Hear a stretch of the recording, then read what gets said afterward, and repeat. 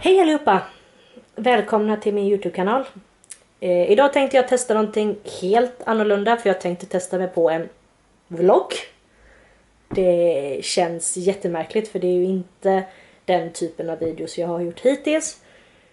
Men idag så ska jag och Christian upp till Värmland, till våran sommarstuga, och fira midsommar med mina föräldrar. Så jag tänkte att det var ju ett ypperligt tillfälle att helt enkelt ta med er. När jag vaknade i morse så mådde jag helt enkelt piss. Så jag ringde faktiskt och sjukanmälde mig från jobbet. Och sen så sov jag ända till 11:30. Så det var väl ett tecken på att kroppen är helt slutkörd. För er som följer mig på Instagram så vet ni att jag har gått tillbaka till jobbet sedan 3 veckor tillbaka. Och det har gått bra, det har det. Första veckan så jobbade jag 50%.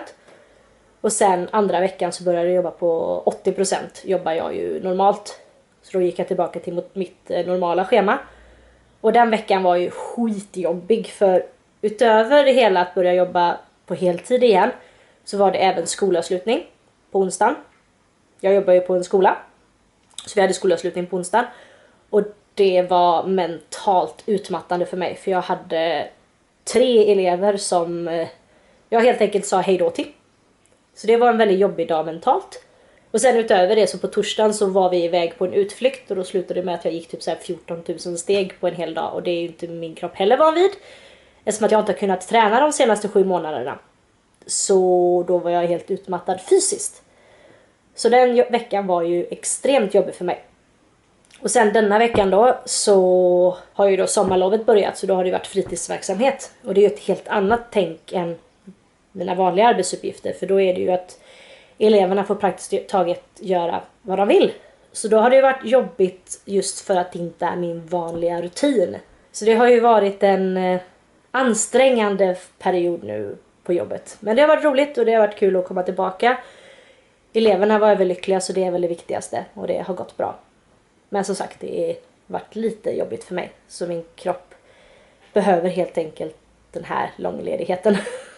Planen idag, nu är klockan 12, och planen är att jag ska börja spela in en YouTube-video där jag berättar om min Clearblue fertilitetsmonitor. För den har jag fått jättemycket frågor om hur den fungerar. Och i tisdags så fick jag min mens, så då funkar det ju jättebra att spela in början i alla fall på den videon. Sen kommer ju den videon ta ett tag att spela in, med tanke på att jag behöver även spela in när min ägglossning startar. Så det kommer ta ett tag innan den kommer upp på kanalen. Men jag ska börja spela in den i alla fall. Så det är ju skönt det. Sen efter det så ska jag väl äta lite lunch. Sen ska jag packa och städa lite här hemma. För sen klockan 4 när Christian kommer hem från jobbet så ska vi helt enkelt packa upp bilen och åka upp till Värmland. Så här är ju packningen hittills. Packat med väska med kläder och smink och hygienprodukter och allting som man behöver. Och så tänkte jag även ta med mig stativet och kameran då för att kunna spela in. Och sen i den väskan så har jag packat ner badkläder och handduk och solkräm och allting. Jag har faktiskt ingen aning om vad det ska bli för väder. Det kanske man skulle ha kollat innan man packade, men så långt tänkte inte jag. Så att jag vet inte om det ska regna eller om det ska bli liksom sol som man kan bada. Men spelar ingen roll egentligen, för vi åker ju mest bara upp för att vila och ta det lugnt. Så att det kan vara vilket väder som helst egentligen. Men packningen är färdig i alla fall. Och det var inte så mycket som behövde städas. Det var väl mer liksom plocka in disken i diskmaskinen och slänga skräp och sånt där så inte det luktar när man kommer tillbaka. Och så ska jag även kolla kylskåpet också så att det inte är någonting där som börjar lukta. Men annars så är jag helt enkelt redo för att Christian ska komma hem så vi kan åka.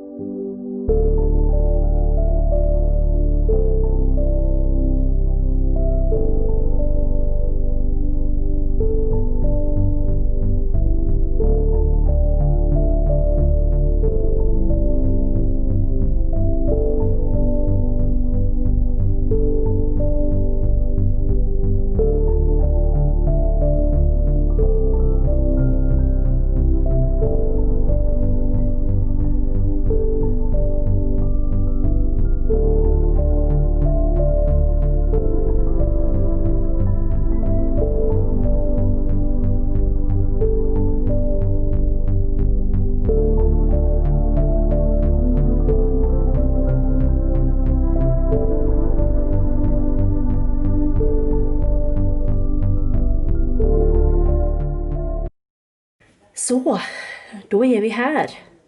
Äntligen framme. Och det känns jätteskönt att vara här. Jag har verkligen längtat. Vi ska ju vara här tills på måndag. Så att det blir några dagar nu när vi bara ska slappa. Det behöver vi båda två. Så nu är klockan 9:30. Vi åkte hemifrån vid 4-tiden. Så med matpaus så tog det 5,5 timmar. Så nu tänker vi väl packa upp och sova. Och så tänker jag att jag visar er runt imorgon.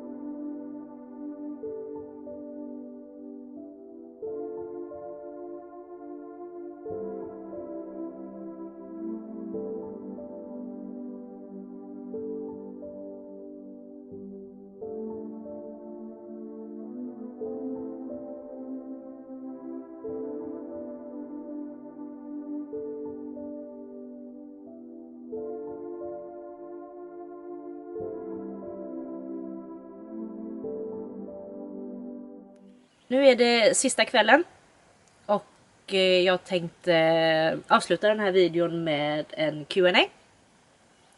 Jag bad er på Instagram att ställa frågor till oss och vi har fått några stycken så jag tänkte vi kunde svara på. Många frågar den klassiska frågan, hur mår vi just nu? Ja, just nu mår vi rätt gott när vi sitter här uppe i den här stugan och det inte är något omkring, alltså det bara är lugnt. Så att just nu jättebra så sett. Det kanske inte var det som var själva frågan egentligen, gissar jag på. Men ja, tar en dag i taget fortfarande, gör man ju. Ja, men för min del har det ju blivit enklare. Nu i början så hade jag ju väldigt problem med mardrömmar och flashbacks och allt vad det var. Och det har ju försvunnit. Så på den biten har det ju blivit lättare. Och nu har man ju kommit tillbaka i vardagsrutinen och med jobbet och allting. Ja, så att det är ju lättare nu. Men samtidigt, även hur mycket vi har njutit den här veckan, så har jag ju hela tiden tänkt att hur stor skulle jag varit just nu? Hade jag kunnat göra det här om graviditeten hade fortsatt? Så att tankarna för mig är ju fortfarande kvar. Ja, nej men alltså jag tror inte att jag inser hur mentalt trött jag egentligen har varit och är fortfarande. Så att vilket man märker mer och mer att jag inte visste om. Ja, och även när man kommer till sånt här ställe då, där man verkligen kan slappna av och inte behöver tänka på något annat. Vi har inte gjort någonting den här... Vi har badat. Ja, vi har badat och du har ju mest suttit och gjort korsord och sudoku och jag har mest vilat. Så att, men det var ju ett tecken på att det var det här vi behövde. Ja. Förutom att bli ätna av myggen. Jag tror det är knotten som är värst nu. Nej, men så är det ju just nu att när vi är hemma till vardags så tar man ju fortfarande en dag i taget. Men det är enklare. Problemet jag har på mitt jobb är ju att en av mina kollegor, vi skulle födas på samma dag. Och henne ser jag ju konstant på jobbet och det är ju riktigt jobbigt. För då påminns man ju hela tiden om att ja, så där skulle jag sett ut. Men utöver det så... Ja, jag har det ju lite lättare där eftersom jag inte är förändrad på det sättet. Nej. Det blir inte så för killar så att... Nej. Nästa fråga är, vad är ert bästa tips på att hantera sorgen? Oj. Den är svår. Vårt bästa tips? Ja, som funkar bäst på oss, att låt det ta tid. Ja. Det är väl egentligen... Det finns inget bra sätt att liksom hantera det på, utan... Nej, om man ska tänka på tips så är det väl snarare liksom att ta hjälp från det som landstinget ger en. Vi fick ju mycket hjälp av kuratorn. Vi hade 2 stycken möten med henne. Och vi kan ju alltid ringa henne om vi känner att vi behöver mer hjälp. Nej, men just det, var inte rädda att ta hjälp liksom, om man behöver. Ja. Och det är inte alltid man fattar det med en gång, utan ta hjälpen och så ser man direkt sen, nej men det här var inget för oss. Så att, ja. Sen märkte jag att första månaden så hittade jag ju väldigt många Facebookgrupper som jag blev medlem i. Det var liksom vi som hade gjort abort, änglamammor, mycket sådana sidor. Och det märkte jag att första månaden så hjälpte det mig just att få den här kontakten med kvinnor i samma situation. Men sen när den månaden hade passerat så tog jag ju bort alla de grupperna, för då blev det bara en ständig påminnelse om att vad man har varit med om. Ja, från början var det ju som du sa att du blev inte ensam, utan det var fler som var i situationen. Ja. Men sen blev det mer som en påminnelse om att alla var i situationen. Ja. Så, att, Så för min del så hjälpte det ju i början. Men sen efter ett tag så var det som okej, nu är jag färdig med den biten. Jag vet att jag inte är ensam. Nu får vi ta nästa steg liksom. Men tips, ja men det är väl just det. Ta hjälp om man behöver. Både liksom psykologisk hjälp eller om man behöver medicinsk hjälp. Försök hitta något stöd. Om det är familj eller vänner eller om det är någon stödgrupp eller bara människor med liknande situationer. jag tror det viktigaste trots allt är ändå att det passar för just dig. Alltså, ja, alla hanterar ju sorg på olika sätt. Ja, det finns inget liksom alla bör göra så här, utan nej. Men sen var det också att när vi väl hade bestämt oss för att göra aborten, då blev det ju automatiskt att nu var inte fokus längre barnet, utan nu blev ju fokuset oss. Ja. Först och främst var det att ingenting skulle hända mig.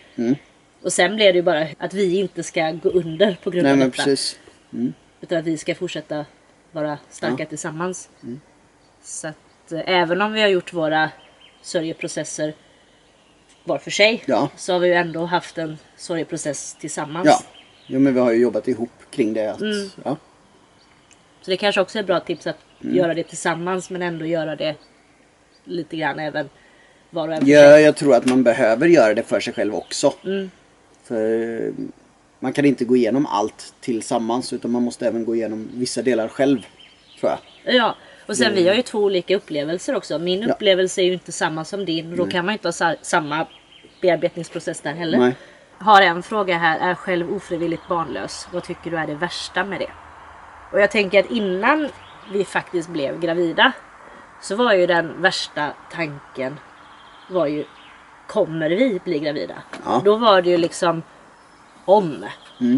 Nu efter graviditeten så har man ju mer och mer börjat tänka när. Men innan det var det ju verkligen om, eller kommer vi överhuvudtaget lyckas. Och den känslan är ju väldigt jobbig. Ja. Man känner sig så maktlös. Ja, framförallt så tror jag i vårt fall var det att vi inte hade kontroll på det. Alltså, mycket annat kan man ha koll och kontroll på, men just det kunde vi inte ha någon kontroll på i och med att vi inte visste. Så det är nog, och framförallt för mig var nog det värsta, att vi inte hade koll på det. Att vi inte hade någon kontroll. Utan vi var, vad ska man säga, beroende av andra. Ja, men den maktlösheten, att vi kan inte påverka det. nej. Hur kändes det för dig då, när det inte var din faktor som var avgörande? För er som inte följer oss, så var det ju att det var ju kvinnlig faktor i våran barnlöshet. Och då var det ju mina hormoner som var lite fel. Nej, men egentligen det var både bra och negativt. Alltså, det som var bra, det var det här egoistiska som dyker upp. Ja, det var inte jag. Woho! Alltså, det är ju det första som dyker upp. Att ja, det är inget fel på mig. Gud vad bra. Sen var det så här, nej, fan också. Det hade varit mycket bättre om det hade varit fel på mig. För det är mycket lättare att åtgärda. Ja. Så att, ja, det är både och. För jag klandrar ju mig själv väldigt mycket där i början. Att det var liksom mitt fel att vi inte lyckas. Och det var ju en process i sig också att bearbeta. Ja, men det var det. Så att ja. Men för mig var nog den jobbigaste känslan liksom den här om-känslan. Eller kommer vi bli gravida? Kommer vi lyckas överhuvudtaget? Men den har ju inte försvunnit, men den har ju lättat i alla fall nu efter graviditeten. Att vi kan bli gravida med IVF. Men just att tanken om att bli det på naturlig väg, den är ju lite... Lite värre. Ja. Den Så att, chansen är minimal. Ja. Den är inte obefintlig, men den är Nej. minimal. Absolut. Men nu när man har varit med om processen också, att ha gjort en IVF, så vet man ju vad man har att förvänta sig. Och då är den processen inte så skamlagd nu när man Nej. har gjort den en gång. Nej. Att det är inte så mycket annorlunda än att faktiskt... Nej. Visst, det blir inte den här... Ja, men de som blir gravida helt utan ens att försöka. Det blir inte den överraskningen så. Nej. Nej, men det blir planlagt på ett helt annat sätt. Absolut. Men vi kände ju inte annorlunda om det hade varit en naturlig graviditet. För Nej. att vi var glada oavsett. Ja. Ja, sen kommer ju den uppenbara frågan. Känner ni er redo att börja med IVF igen? Och i så fall när? Ja, så fort vi bara kan. Ja, men där var ju vi väldigt snabba på att ta ett beslut att ja, vi vill försöka igen och så snabbt som möjligt. Men den här gången kommer det inte bli en IVF. Det är som att vi har ju ett embryo i frysen. Så nu är ju nästa steg att få göra en fet frozen embryo transfer. Och den processen är ju inte samma som IVFen. För då behöver man ju inte, då försöker man ju först i en naturlig ägglossning. Ja. Så jag ringde ju Sahlgrenska så fort jag fick tillbaka mensen efter aborten. Och de sa ju det att på grund av corona så är det ju fullbokat. Så de sa ju det att den bästa, alltså största chansen att få en tid är att ringa när man har fått ett positivt ägglossningstest. Ja. Så då ska vi helt enkelt ringa dem och säga att hej, nu har vi fått positivt, och så hoppas helt enkelt på en sista minuten tid. Ja. Så det är väl det jag kommer göra nu varje ägglossning, att ringa dem och kolla, hej, hur ser det ut? Så vi har ju ingen aning om när det kommer bli. Nej. Vilket suger. Ja. Men samtidigt, vi måste ju ändå låta bearbetningen ta Ja. sin tid också. Och samtidigt, vi vet att det är en gång per månad som det kan bli. Vilket ju är ganska lugnande. Att, ja, det är inte så att det blir imorgon. Utan vi vet ganska klart vilken del av månaden det är. Och det är då man behöver vara beredd liksom. Ja. Så att, ja. Nej, för vi har tänkt ju aldrig att nej, men bäst att vi väntar ett tag innan vi försöker igen. Det fanns inte hos oss. Utan... Nej. Den där var väl att min kropp skulle få återhämta Få läka, sig. ja. Och det har den ju gjort nu fysiskt. Jag skulle väl egentligen behöva bli av med några kilo till för att orka med en graviditet. Men det kan man ju säkert hinna göra innan det blir igång igen med behandlingen. Ut och springa! Nej, okej. Följer du med mig? Du kan ut och springa! Nej. Nej, så som sagt, jag fick ju mens nu häromdagen. Så att vår första menscykel funkade ju inte. Vi blev inte gravida. Nej. Och då glömde jag faktiskt ringa Sahlgrenska. Så att det var helt enkelt, ja, då var det helt enkelt menat att vi skulle försöka själva den här gången.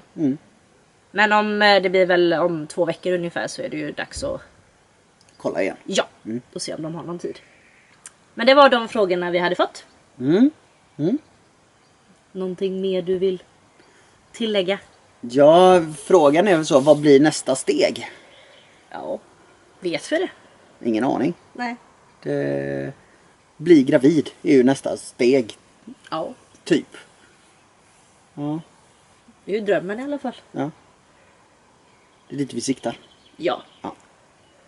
Men sen samtidigt, vi har ju en hel sommar att se fram emot om det är så att det inte blir något. Ja, jo men precis. Får man se helt enkelt hur hösten kommer se ut nu, om corona har lagt sig eller om... Ja. Det är ju det som gör det hela så jobbigt, just coronabiten. För hade inte corona varit nu så hade det ju varit en helt annan process. För då hade ju läkarna kunnat hjälpa mer. Ja, och det hade gått betydligt fortare antagligen. Så att... Men samtidigt, det är väl en mening med det också. Så att, ja. Antagligen. Vi får väl se. Men då tackar vi helt enkelt för oss. Ja. Och tack så mycket för att ni har kollat. Och så ses vi helt enkelt i nästa video. Hej då! Hej då!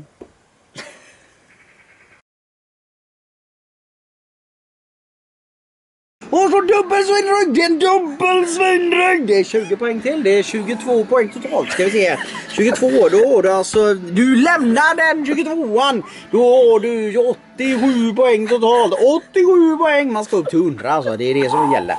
Ska vi se här. Nej, det är fläsklägg igen. Han får 0 poäng. Han lämnar vidare och är arg som satan. Han har inte fått en enda poäng den här omgången.